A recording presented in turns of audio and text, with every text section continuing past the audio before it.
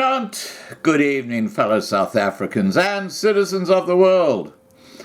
And attached to this intro is a video which you'll find very interesting. It's actually the Australian media talking to Nikki, the woman who was raped by this thug while her children were forced to watch. And this is a lady who was refused humanitarian visa by the Australian government. So it's a very, very interesting story. And she makes one startling claim, which I think everybody will agree with. And that is that everybody living in South Africa lives in fear. And we're talking about the minority groups at large, especially the white people and the white farmers. There's this cloud of fear hanging over them the whole time because they never know when, as Alice says, it's my turn.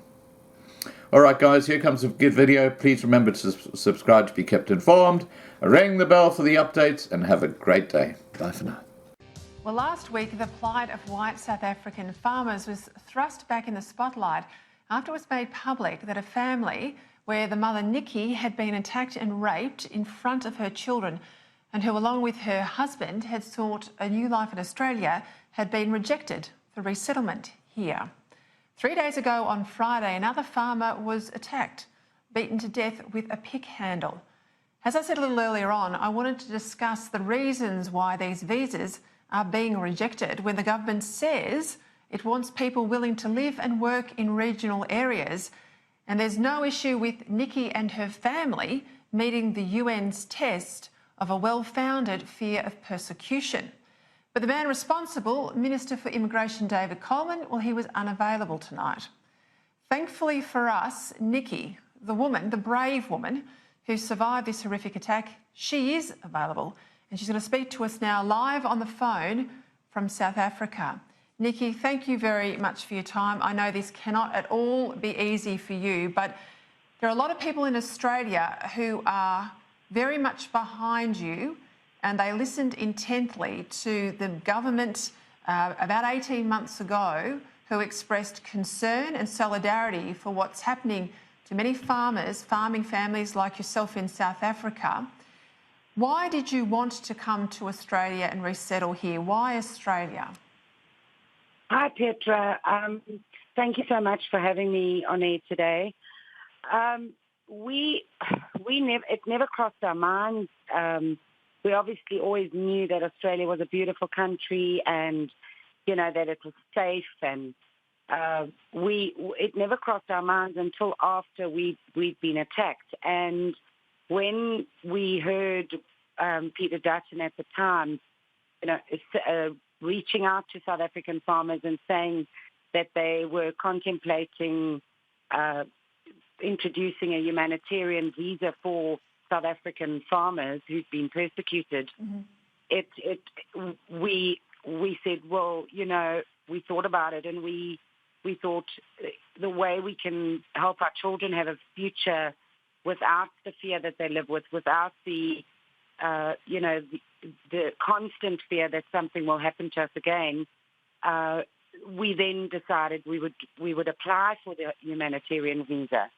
And, you know, I did the visa application and we had so many letters of support from friends, close friends we know living in Australia. I've got 2 cousins living in Australia. And we really, really thought that, you know, having been honest and open about what happened to us, we would be given a chance. All right, well, let's look at what happened. You were attacked in your home. You were raped in front of your children. Sadly, horrifically, for people watching at home, this is not an isolated case. There have been 203 farm attacks. 204 we know of, an attack where a man was killed on Friday night, but 204 farm attacks, including 23 murders in South Africa this year already. And we know when South Africans come to Australia, particularly those off the land, they live in regional areas. You build enterprises, you open small businesses, you farm Australian land, you pay taxes pretty much as soon as you come here. Do you know why your visa was rejected, Nikki? We've got no idea. You know, it just says that you do not qualify as a candidate for the humanitarian visa, and having reviewed all the circumstances, we feel you do not qualify. That was the explanation we got. And I think it's got to do with the fact that we, you know, our children still need to go to school. Our children still need to, you can't go and sit in a refugee camp and put your life on hold. You'll have nothing left. You know, that's like giving up. So we didn't choose to do that. And I think maybe that's the reason. So let me just jump in there, because you were right in the sense that was part of the report here in Australia, that when you gave your interview to Australian authorities, the people, we're told, who took your evidence were visibly moved by what you had to say. We know that your attacker has been given a total of 173 years in jail. The reporting here in Australia was such that because your rapist has been jailed, well, things are okay. But of course, as you say, as many South Africans say, you jail one rapist, there's still the risk, there's still the fear, and there's still further attacks on people on the land. And because you're not sitting in a refugee camp, the case is made that you're not necessarily as deserving as others. How is this going down in South Africa? Are there more people like you that want to come to Australia? How is this being received when we know from Peter Dutton's previous comments there was some glimmer of hope there would be a way out for people in your circumstance? I think definitely everybody here lives in fear. I don't think that people realise that, like, even though I've moved to the city, we live basically in compounds. We have, every single house has electrified fencing. We have armed guards, security companies which patrol and drive past our homes every half an hour. These are armed men to protect us. We have state-of-the-art alarm systems with beams in the garden. Just last week, we had 2 armed intrusions in our area where I live. So it's not like we are safe. We also don't know whether they caught our attacker, but we don't know whether it was a planned thing. We don't know whether he was sent there, you know, and whether there'd be retaliation after the court case. So you just don't know, because a lot of the talk is that maybe these attacks are politically motivated, maybe they're racial hatred. So we'll unfortunately never get to the bottom of why we were attacked.